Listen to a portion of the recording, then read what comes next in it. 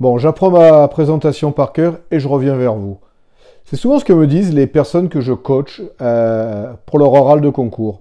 Et oui, effectivement, j'entends souvent dire, tout d'abord, j'apprends ma présentation par cœur et après, je pourrais venir faire cet exercice, faire cette simulation, parce que pour l'instant, je ne me sens pas prêt ou pas prête. Alors la question que je me pose, moi, quoi, je ne me la pose pas, mais on va se la poser ensemble parce que moi, j'ai déjà la réponse. Est-ce qu'il faut apprendre sa présentation par cœur? Effectivement, je m'aperçois que beaucoup de gens ont envie de l'apprendre par cœur parce que ça les rassure. En tout cas, j'ai le sentiment. Mais si on se rassure, c'est une bonne chose. Mais néanmoins, il y a un paquet de choses que ça va engendrer et un paquet de défauts, à mon sens, dans la présentation. Parce que apprendre par cœur une présentation, c'est pas une bonne idée.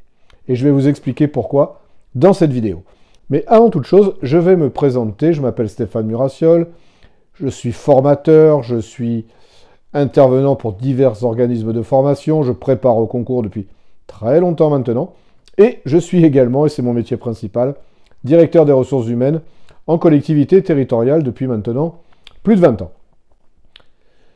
Alors, mon expérience fait que je me suis permis de créer des formations, de créer une newsletter, de créer cette chaîne YouTube que vous pouvez voir. Donc vous pourrez voir le détail de tout ce que je fais dans le descriptif de la vidéo et rejoindre la communauté qui est de plus en plus nombreuse.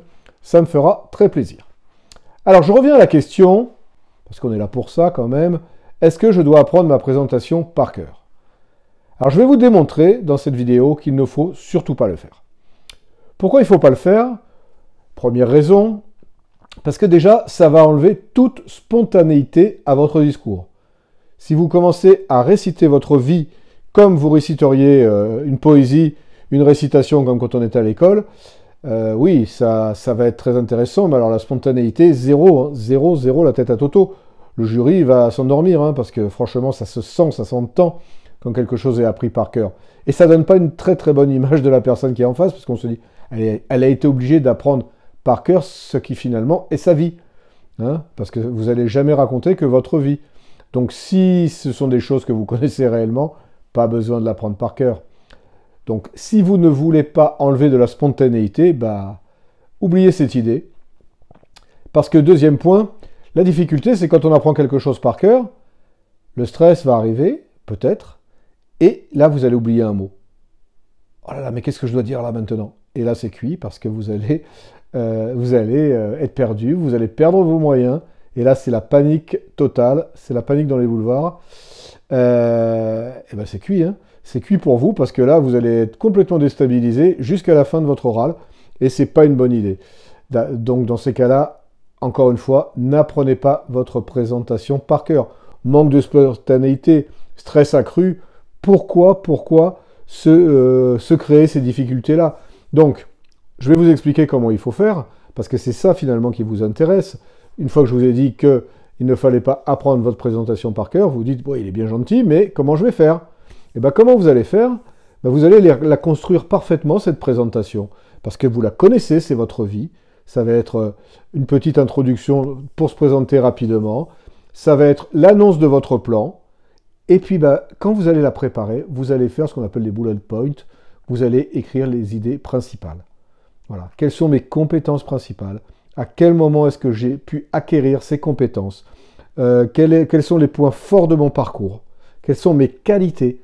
Alors, qualité, je le dis souvent, mais je le redis, j'en profite, je fais une petite aparté.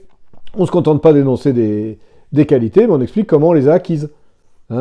Voilà, je suis très rigoureuse parce que j'ai été obligé de l'être lors de mes 20 années passées à faire de la comptabilité.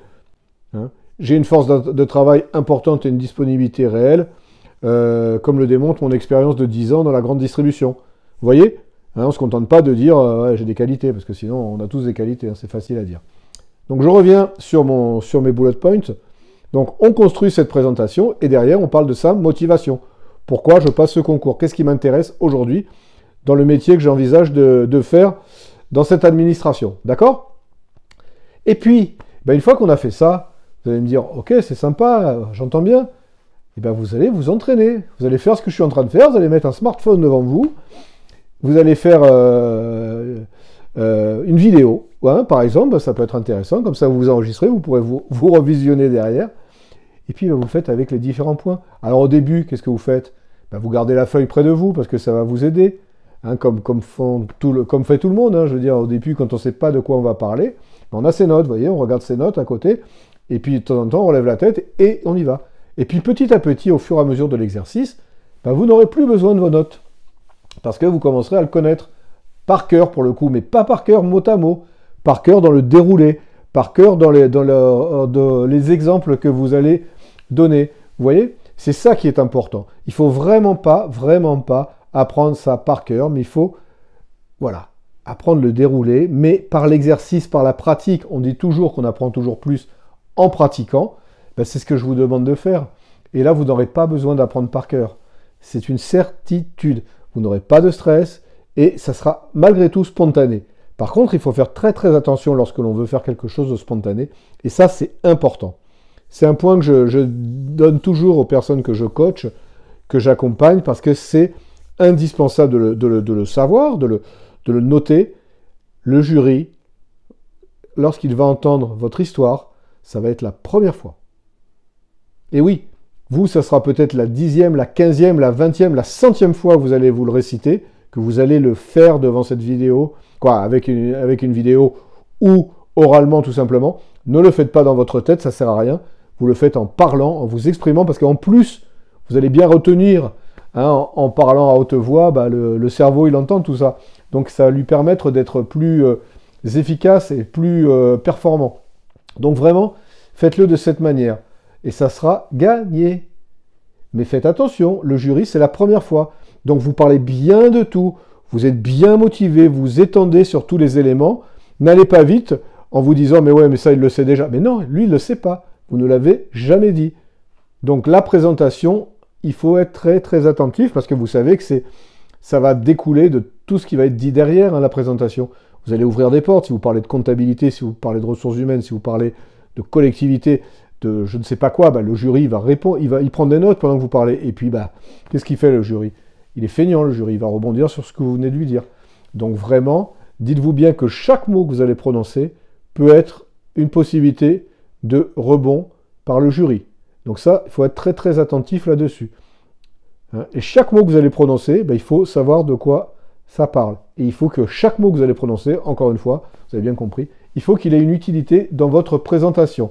Donc c'est pour ça qu'il faut la bosser, mais par pitié, ne faites pas comme une candidate qui m'a dit l'autre jour, « Ah oui, merci pour vos remarques, mais là j'ai appris par cœur, je ne peux pas modifier. » Erreur fatale, hein, c'est vraiment, il faut modifier, tant pis, on se remet au boulot, on recommence, mais c'est indispensable si on veut réussir cette présentation qui est essentielle, c'est plus de 50% de l'oral, donc vraiment il faut la bosser, mais surtout, vous l'avez bien compris, vous n'apprenez pas par cœur votre présentation. Bon, j'espère que tout ça a été clair. N'hésitez pas à vous abonner si ce n'est pas déjà fait, à liker la vidéo, à la partager avec des collègues. Hein. Ce n'est pas parce que vous allez la partager que vous n'aurez pas votre concours, bien au contraire. Donc vraiment, faites tout ça pour moi, ça serait sympa, ça me permettra de continuer à travailler sur la chaîne.